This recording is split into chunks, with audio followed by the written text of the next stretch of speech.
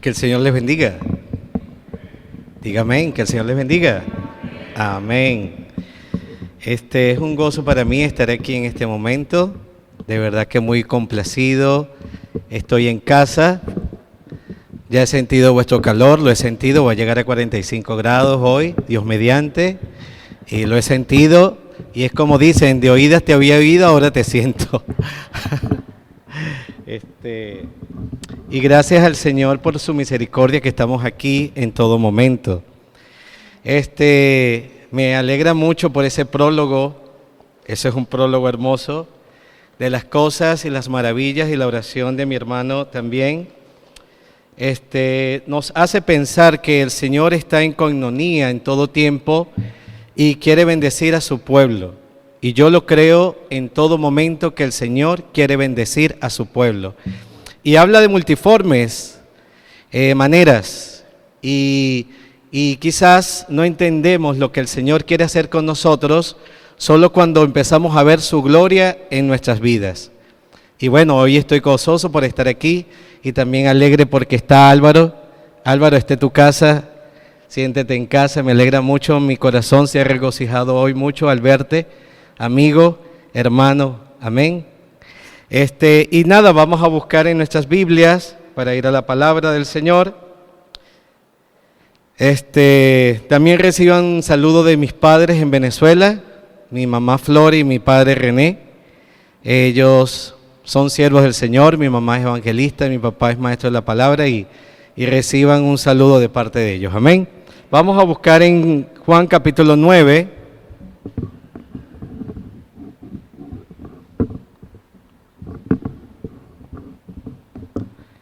Juan capítulo 9, y lo va a tener ahí a la mano porque vamos a conversar sobre ese punto, sobre ese tema interesante porque es un capítulo completo que habla de un solo milagro en distintas facetas de que se pueden visualizar en ese milagro.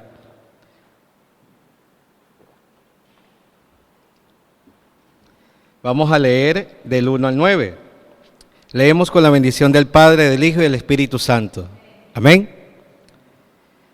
Al pasar Jesús vio a un hombre ciego de nacimiento y le preguntaron sus discípulos, diciendo, Rabí, ¿quién pecó, este o sus padres, para que haya nacido ciego?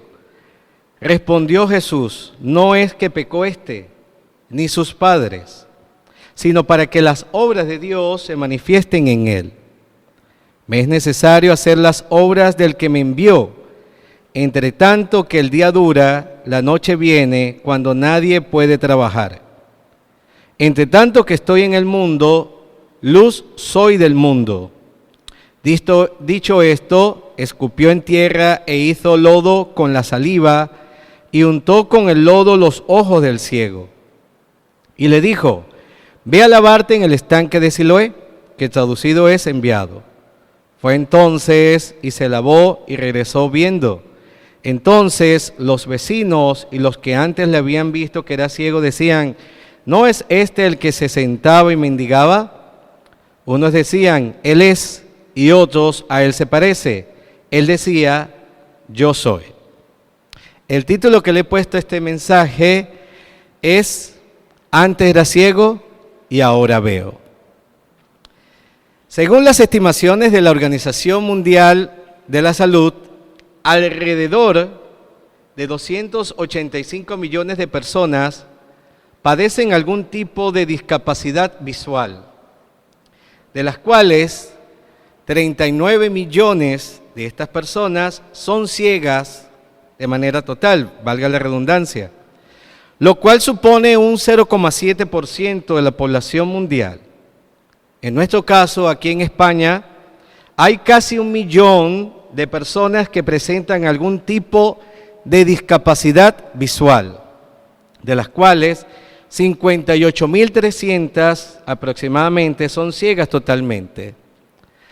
En este caso hay que saber diferenciar los dos términos, lo que es ciego y lo que es una discapacidad visual. La discapacidad visual es una disminución significativa de la visión, pero que permite ver la luz someramente. orientarse en ella y usarla con propósitos funcionales. Estas personas tienen un campo de visión funcional, pero muy reducido, es decir, difuso, sin contornos definidos, con predominio de sombras, es decir, se guían someramente con algunos rayos de luz que puedan percibir. En los milagros de Jesús que tienen que ver con sanidad, podemos encontrar muchos. Podemos ver que fueron sanados 7 enfermos causados por demonios, 5 curaciones de paralíticos, 4 curaciones de ciegos, 2 curaciones de leprosos, sordos, mudos, y resucitó a muertos también. Nuestro Señor Jesucristo hizo varios milagros de sanidad. Pero quisiera hablarles hoy principalmente de otro tipo de ceguera que no es física, y para ello vamos a ir a 2 de Corintios capítulo 3, 2 de Corintios capítulo 3, del 3 en adelante.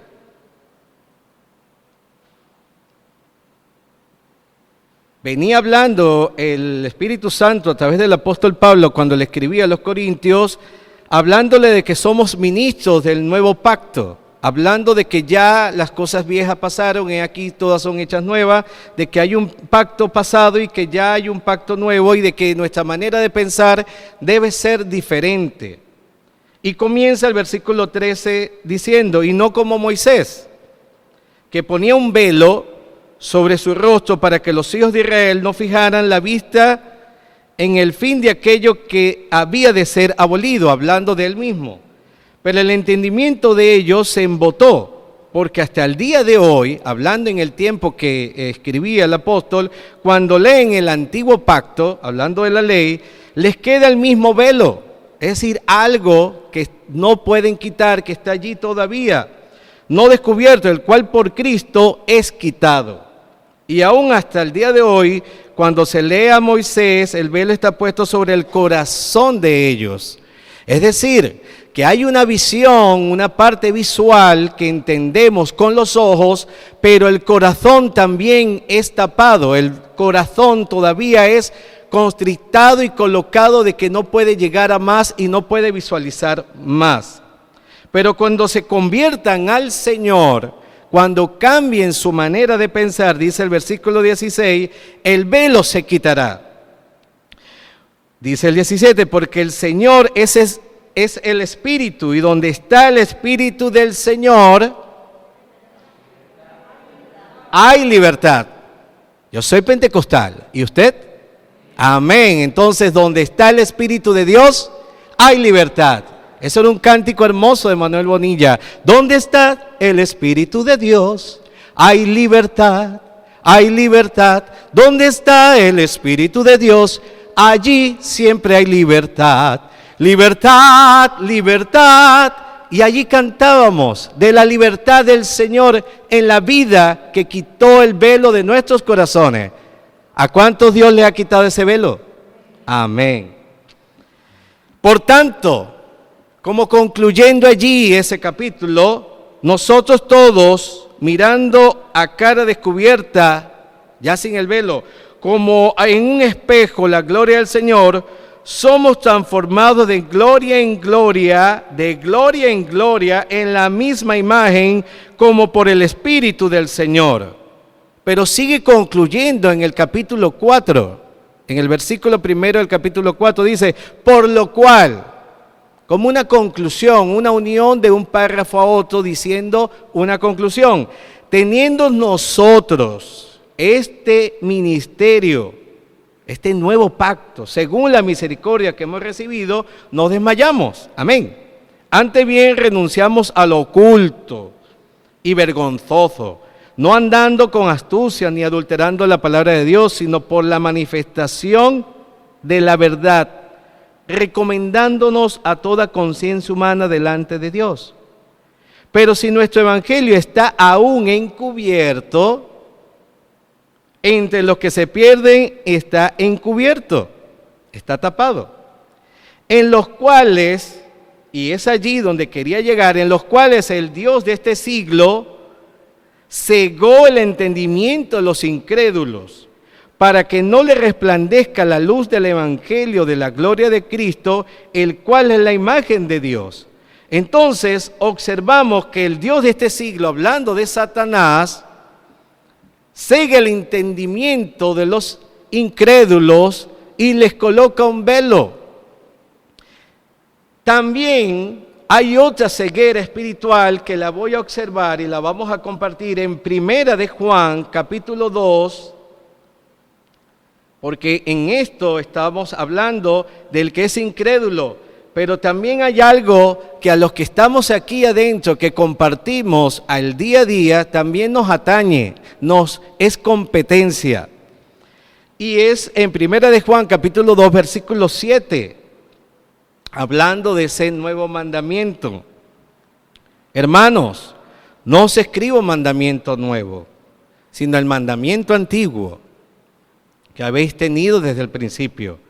Este mandamiento antiguo es la palabra que habéis oído desde el principio. Sin embargo, os escribo un mandamiento nuevo, que es verdadero en él y en vosotros. Porque las tinieblas que pasan con las tinieblas van pasando, y la luz verdadera ya alumbra. Entonces dice, el que dice que está en la luz y aborrece a su hermano, está todavía ¿en dónde? En tinieblas. El que ama a su hermano permanece en la luz y en él no hay tropiezo. Pero el 11 dice, pero el que aborrece a su hermano está en tiniebla y anda en tinieblas y no sabe a dónde va, porque las tinieblas le han cegado ¿qué? Los ojos. Entonces podemos visualizar de nuevo que a los incrédulos, los que están afuera, el Dios de este mundo, Satanás, los tiene entenebrecidos. Pero nosotros sigilosamente dentro de la congregación, también en algún momento podemos permitir que sean cegados también nuestras vistas, esta vista espiritual, esta vista que nace en el corazón. Y comienza, habla la palabra, que comienza cuando aborrecemos a nuestro hermano.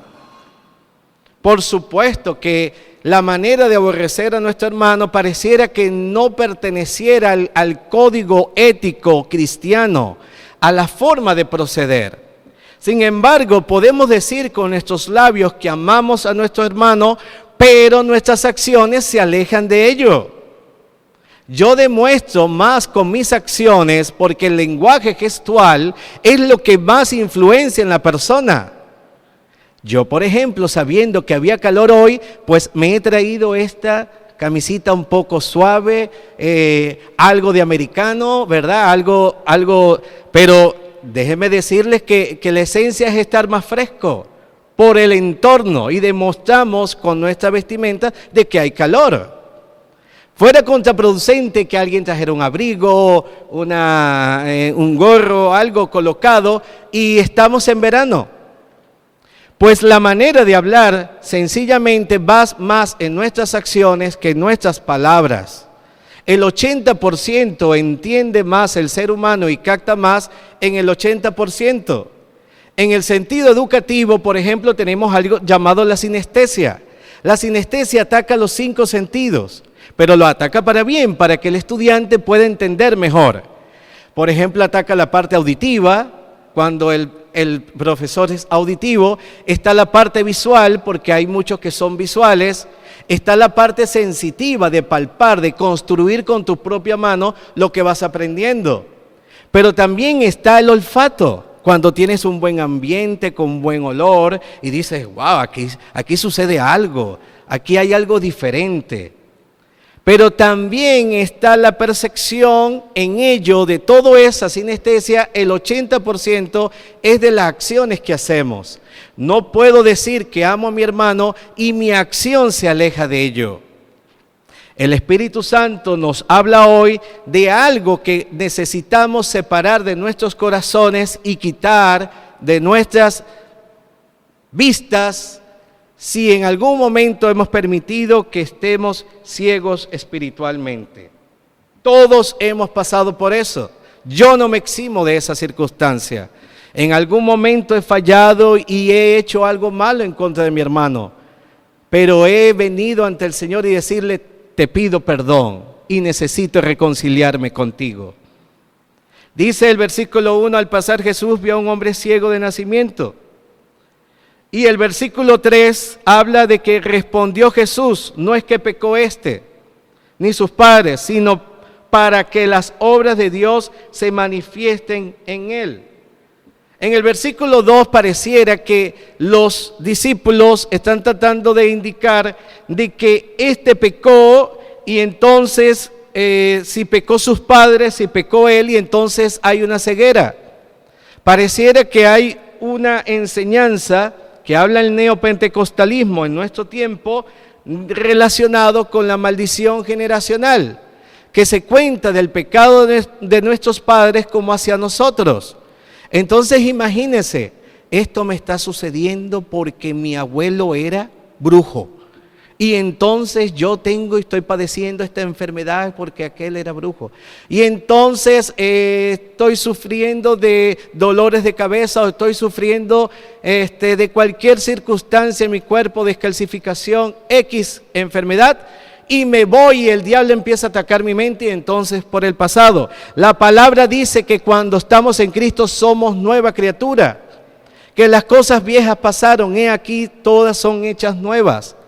El Señor aparta de nosotros todo mal, aparta de nosotros, y las cosas que suceden debemos entender de que hay un propósito. Y lo que debemos preguntar ante todo es decirle, Señor, ¿qué propósito tienes tú conmigo en lo que estoy viviendo actualmente? En este versículo 3 dice, sino para que las obras de Dios se manifiesten en él. Este mismo caso lo vemos con un amigo de Jesús. Este amigo es Lázaro. Los discípulos tenían algunas ideas incorrectas acerca de las aflicciones y Jesús los corrige. Ellos creen que enfermedades o dificultades serían consecuencias de algún pecado o ofensa al Señor. Y como dije anteriormente, Dios permite el sufrimiento, puesto que tiene un propósito mayor que no se entiende al principio. A través de las dificultades, Dios puede enseñarnos su misericordia, amor, poder y plenitud de soberanía sobre nuestras vidas, porque ya no nos gobernamos nosotros. Dios no es nuestro mandadero. Dios no es que tiene que hacer lo que nosotros digamos, le pedimos. Y hemos perdido en algún momento un concepto que escuchaba del pastor José cuando hablaba y decía que se ha perdido en algún momento si Dios así lo permite. Nos vemos mañana si Dios así lo permite. Alcanzaré aquello si Dios así lo permite. Y creemos que tenemos controlado a Dios o tenemos controlado de alguna manera nuestros designios cuando Él es el que tiene el control soberano de nuestras vidas. ¿Cuántos dicen amén?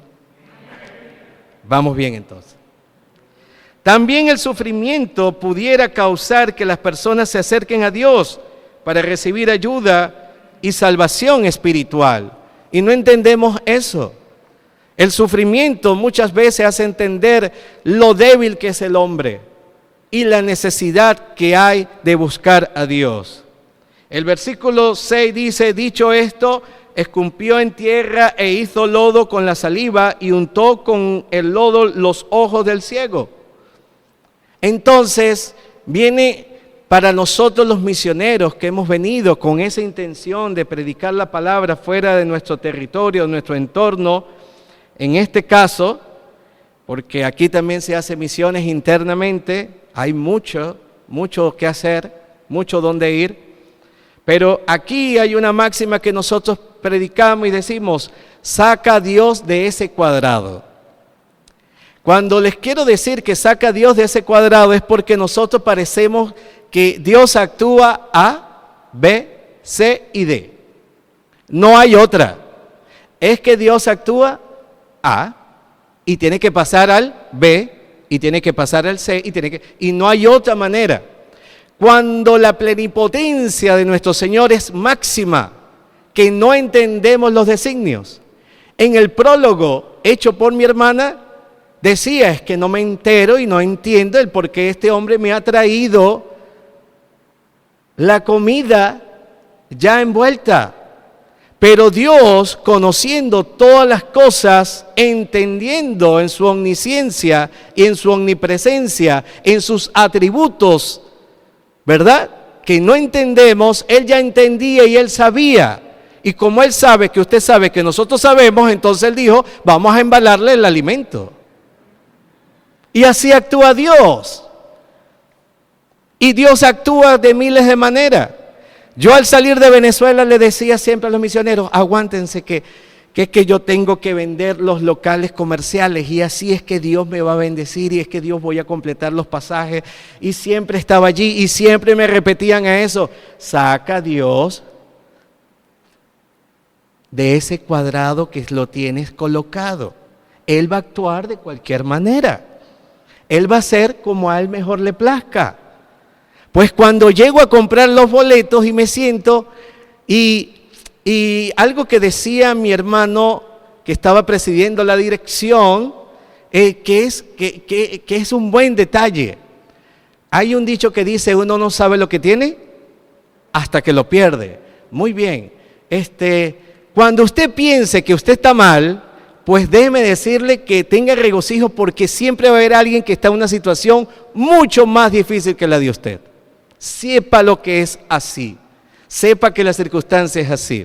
Cuando mi hermano refería de que he escuchado vídeos y pues déjeme decirle que en la vivencia que yo he tenido allá, pues la circunstancia y la bonanza que hay aquí, hermanos, es inmensurable exponencialmente.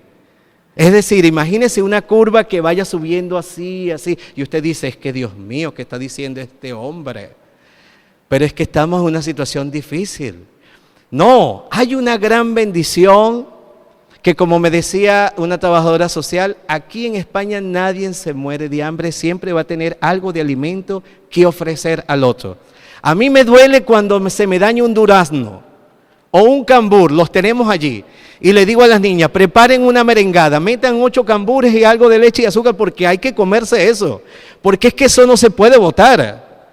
Porque hay personas que están padeciendo, por ejemplo en mi país, que están padeciendo de eso.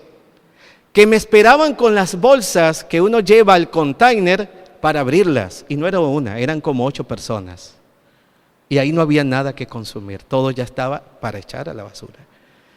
Entonces, en esas circunstancias difíciles, encerrábamos a Dios en un cuadrado. Cuando llego a comprar los boletos y me siento, y me acuerdo que me llevó el pastor, en la cual en la iglesia asistíamos, y allí teníamos todo el dinero guardado, todo en efectivo, dólar a dólar, 5 de 5 de 10, unos manchados, unos rotos, remendados, todo allí. $4,000, $4,000 allí, reunidos de haber juntado. Y llegué y me siento, y la muchacha veo y dice, Cristo vive, y digo, y esta es cristiana. Yo le digo, Dios te bendiga, Dios te bendiga. No, usted sabe que estamos, y empezamos a conversar. Y entonces, y me dice, sí, yo asisto a una iglesia, soy cristiana evangélica, y estoy allí. Ah, qué bueno. Bueno, nosotros vamos a España, tenemos un deseo de trabajar en la obra del Señor y de ser misioneros y poder colaborar. Ah, ok. Y empezó a estar en la computadora. Dice, hermano, acaba de suceder algo. No sé, estoy revisando sus boletos y se acaban de abrir 5 boletos más económicos. Y yo la miro, sí. ¿Usted no tiene problema de que podamos cambiar esto? Y le dije, no, si son más económicos, no pasa nada. Diría aquí el andaluz, ¿verdad? Es que no pasa nada, es que no te enteras. Y yo, no pasa nada, vamos. Wow. Sí, se abrieron unos boletos y le vamos a dar un descuento de $400. Wow. Dios mío, 350 euros aproximadamente, algo así, 300, en un solo momento de sentarme. Y me dice, pero creo que aquí, no, imprimimos los boletos y ella me da los boletos y entonces yo estoy revisándolo y veo que normalmente era una maleta de mano y una maleta completa. Y cuando veo las dos chiquillas, Elizabeth y Sophie, tenían una maleta de más. ¡Guau! Dios mío, aleluya. No nos llevamos 10 maletas, sino ahora que son 12. Éramos mucho y parió la abuela, gloria a Dios. Ahora, qué bien. Pero ella me dice, pero como usted es un siervo de Dios y usted nos compró 5 boletos, le vamos a dar un pase VIP para que salga del aeropuerto de Maiquetía a Caracas de VIP. Hermano, jamás, never in my life, nunca en mi vida había estado en un VIP. VIP, ¿verdad? ¿Cierto? Nada, jamás. Nos sentíamos cuando estábamos saliendo de allí, nos sentíamos en la gloria como unos reyes. Yo decía, es que Dios cuando hace las cosas, las hace bien y me dice, hijo, tranquilo, te estoy sacando con la honra que mereces para servirme, porque yo he visto tu corazón. Y salimos así, porque quitamos a Dios de la cuadratura, de ese marco, para que Dios hiciese como Él quiere. Saquen a Dios de ese cuadrado y díganle, Dios, estamos en tus manos, estoy en tus manos y tú haces como tú quieras hacer, de la forma que tú quieras hacer. Solo límpiame mis oídos espirituales y mis ojos, quita mi ceguera espiritual, ese velo para yo observar lo que tú quieras hacer en mí, porque yo estoy dispuesta para hacer tu obra. Yo creo eso. Entonces saquemos a Dios. No vayamos el ABC, no hagamos la fila y empezamos a escupir en tierra, en el lodo, vamos al Siloé, vamos, pasa el siguiente y el siguiente y el siguiente. No, Dios hace como Él quiere hacer. El versículo 9 dice, unos decían, Él es, y otros a Él se parece, pero Él decía, yo soy. Muchos no creerán lo que Dios hace en ti. Un ministerio evangelístico, ¿oyó mi hermana? Un ministerio evangelístico fuerte, fuerte. Dios hace cosas maravillosas en nuestras vidas. Mucha gente no lo cree. Es que esa mujer que está cantando, y es que esa mujer es evangelista, es que yo no me lo creo. Y es que no puede ser. Pues sí, dele la gloria a Dios y dígale gracias Señor por los dones, los ministerios, los talentos que me has dado para servir en tu obra, para alabarte, para glorificarte.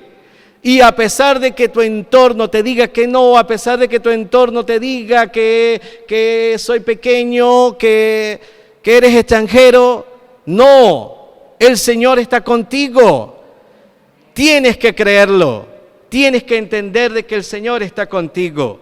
Pero en el versículo 14 al 16 hay una prueba de fuego, la llamo yo así. Porque entonces, siendo judío, tenía que entrar en la sinagoga y entonces en la sinagoga estaban los fariseos. Y dice el 14, era día de reposo cuando Jesús había hecho el lodo. Sacrilegio, un día de reposo. Como le dijo el Señor una vez, ¿es que acaso usted no ve la mula que se está muriendo el día de reposo y le va a dejar morir ahí? No, ahí sí, ¿verdad? Y va, la busca la mula, la saca porque necesita alimentarse, ¿verdad? Pero yo hago un milagro y no, pero ahí sí hay problema. Entonces decía y hecho lodo y le había abierto los ojos. Entonces el 15 dice, volvieron pues a preguntarle. También los fariseos, como había recibido la vista, él les dijo, el hombre le dijo, me puso lodo sobre los ojos y me lavé y veo. Así de sencillo. Me puso lodo, me lavé y veo. Entonces algunos de los fariseos decían, ese hombre no procede de Dios, porque no guarda el día de reposo. Todos decían, ¿cómo puede un hombre pecador hacer estas señales? Y había gran disensión entre ellos. Empiezan a cuestionar, empiezan a colocar al hombre como diciéndole, estás como que mintiendo, como que no puede ser lo que está sucediendo. Pero entonces el poder de Dios se manifiesta también a través de las palabras que menciona este hombre que había sido ciego, y lo vemos en el versículo 24 y 25. Entonces volvieron a llamar al hombre que había sido ciego y le dijeron: da gloria a Dios, nosotros sabemos que ese hombre es pecador, no le des la gloria a él. Entonces él respondió y dijo: si es pecador, qué tremendas palabras. Si es pecador, no lo sé. Yo no soy quien para juzgarlo porque no lo he visto pecar. Una cosa sé, que habiendo yo sido ciego, ahora veo. Pues si tus palabras no lo creen, pues que tus acciones te precedan. Que tus acciones digan la gloria del Señor que está en tu vida. ¿Cuántos dicen amén? Y ya voy terminando. El versículo 30 dice: respondió el hombre y les dijo: pues esto es lo maravilloso, porque injuriando a Jesús, todavía atacando a Jesús. Respondió el hombre y les dijo: pues esto es lo maravilloso, que vosotros no sepáis de dónde sea, pero a mí me abrió los ojos. No a todos nos he revelado los misterios del Señor. No a todos. A estos fariseos no fue abierto los ojos, porque el Señor indicaba después en los versículos siguientes el por lo cual ellos no pudieron visualizar que era el Mesías. Y el versículo 34 lo dice de esta manera: y respondieron y le dijeron: tú naciste del todo en pecado, y nos enseñas a nosotros, y le expulsaron. Pues no te dejes robar la bendición por alguna circunstancia difícil.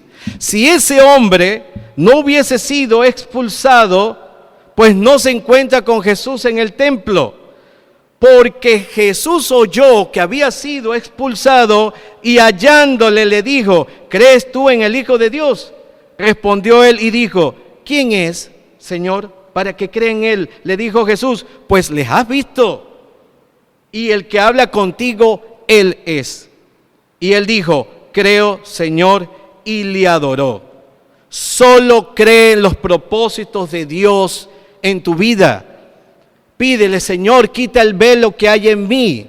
Quita esta ceguera espiritual que no logro visualizar lo que tú quieres hacer en mí. Los propósitos de las circunstancias que estoy viviendo, que estoy padeciendo. Por lo cual estoy viviendo, Señor, ayúdame a entenderlo. Y el Señor te va a dar la respuesta. Entonces está la progresión de este hombre. Al principio, en el versículo 11 decía, hablando de Jesús, aquel que se llama Jesús. En el versículo 17 dice, es un profeta. El versículo 31 y dice, es temeroso y hace su voluntad, la voluntad de Dios. Pero qué bello que al final, después de haber sido expulsado, excomulgado, botado, vejado, humillado, ya no iba a tener comunión con sus iguales.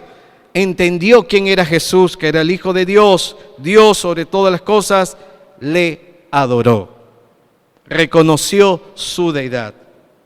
Entonces, por lo cual, mis amados hermanos, hay muchas cegueras que nos aquejan y no visualizamos, que no entendemos que están allí en nuestro entorno, que no nos deja ver más allá de lo que Dios tiene para nosotros, que nos embotamos en la cuadratura, en ese marco, y no dejamos que Dios actúe de la manera que Él quiere actuar. Yo soy pentecostal de la cabeza a los pies. El Espíritu Santo de Dios está en este lugar. El Espíritu Santo de Dios está en su vida. Entonces, dígale, manifiéstate de la manera que tú quieras manifestarte en mi vida y quítame esa ceguera espiritual que no me deja ver lo que tú quieras hacer en mi vida. Por eso cantábamos, dame tus ojos, quiero ver. Amén. Oremos. Señor Jesús, gracias te damos en esta tarde, Dios, porque tu misericordia siempre está en nuestras vidas y porque tú estás con nosotros en todo momento, Señor. Gracias por esta hermosa congregación, Señor, por sus líderes, por el pastor, por la pastora, Señor, por la familia pastoral, por los ministros. Señor, por tu pueblo que levanta hoy tus manos, Señor, que te alaba y te glorifica, Señor, que quiere ver tu gloria manifestarse en sus vidas, que quiere ver los propósitos que tú tienes para cada uno de ellos, Señor. Muéstrales, Padre Santo, pasa tu mano sanadora sobre sus vidas, tanto espiritualmente como físicamente, Señor. Los que están aquejados del corazón, Dios mío, que llevan un dolor, Padre Santo, que solamente tú puedes calmar. Señor Jesucristo, te pedimos que tú puedas ser, Dios mío, un bálsamo que pueda aliviar sus corazones, sus vidas, Señor. Gracias, Dios, porque tu Espíritu Santo se manifiesta en esta congregación, porque hay testimonio de las cosas que tú haces en sus vidas, Padre Santo, que a pesar de que miramos que puedan ser pequeñas, pero para ti son grandes y que tú tienes el control de todas nuestras vidas, Señor, en todo momento y en toda circunstancia. Solo ayúdanos a entender tu misericordia en nuestras vidas, Señor. Gracias te damos, Padre Santo. Amén y amén. Denle un aplauso al Señor, que se lo merece. Amén. ¿Y qué tal si dice conmigo: gloria al Padre, gloria al Hijo y gloria al Espíritu Santo? Amén. Pero repítalo así conmigo. Diga: gloria al Padre, gloria al Hijo y gloria al Espíritu Santo. Dele un aplauso al Señor. Amén. Damos gracias a Dios y a su siervo por la palabra, hermosa palabra, que nos llena de lo que Dios tenía para hoy, para nosotros. Y queda en cada uno el aplicarla. Si no, no sirve de nada. Pudimos escuchar muy buenas palabras, pero ¿cuántas veces encerramos a Dios? Como decía Eliasib, lo encerramos en nuestros prejuicios, nuestras enseñanzas que tenemos, nuestra tradición, y no dejamos que Él haga la obra completa en nosotros. Que no sea así en nuestra vida. Vamos a orar por los enfermos, como hacemos siempre.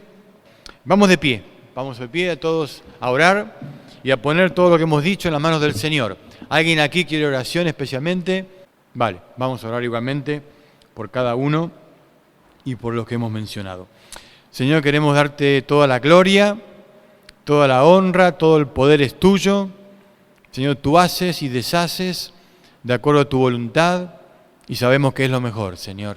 No entendemos muchas veces las cosas que pasan, pero tú eres soberano, tú quieres lo mejor para tus hijos, somos tus hijos, tu familia, y tú quieres lo mejor y haces lo mejor, Señor. Y aunque no entendamos, nos sometemos a tu voluntad y oramos, Señor, que tengas misericordia de nosotros, de cada uno, que tú nos guíes, que abras nuestros ojos para que podamos ver. Señor, ponemos en tus manos lo que hemos mencionado, cada uno que hemos mencionado, que tú obres en sus vidas en sanidad completa, que tú traigas, Señor, refresco a su alma. Mencionamos especialmente a Ramón, Señor, lo que está pasando y ahora también se queda sin vista, Señor. No entendemos muchas cosas, pero, Señor, obra en su vida, dale fortaleza espiritual, dale fuerza anímica, emocional, Señor, que él pueda seguir aferrado a ti, aún a pesar de todo, y tú cumplas, Señor, tus propósitos en su vida, que sabemos que son para bien, Señor. Gracias, Señor. Ayúdalo a Henry también en su viaje, que él pueda realizarlo y tú tengas en esto también un propósito. Señor, cuídanos a cada uno, bendícenos y que podamos disfrutar esta semana también de tus bendiciones, Señor. En el nombre de Cristo Jesús. Amén. Gracias, Señor. Tú eres todopoderoso. En ti está todo el poder, toda la gloria, Señor, y sos nuestro Padre. Y gracias, Señor, porque tú quieres obrar maravillas en nuestra vida, Señor. Que te dejemos hacerlas, que quitemos esos prejuicios que tenemos, esas cosas que nos atan, Señor. Que podamos dejar que tu Espíritu Santo nos moldee como quiera y haga de nosotros lo que tú quieres que seamos, Señor. Gracias, confiamos en ti. Sabemos que tú lo harás, Señor, porque tienes tanto amor, tanta misericordia por nosotros, tanta paciencia que nos espera, Señor. Gracias, bendito sea tu nombre. Guíanos en esta semana, que podamos disfrutar de tus bendiciones, hablar a otros de ti, compartir, Señor, lo que tenemos y poder llevar tu gloria a donde vayamos, Señor. Bendito seas, en el nombre de Jesús. Amén. Dios nos bendiga, hermanos. Amén.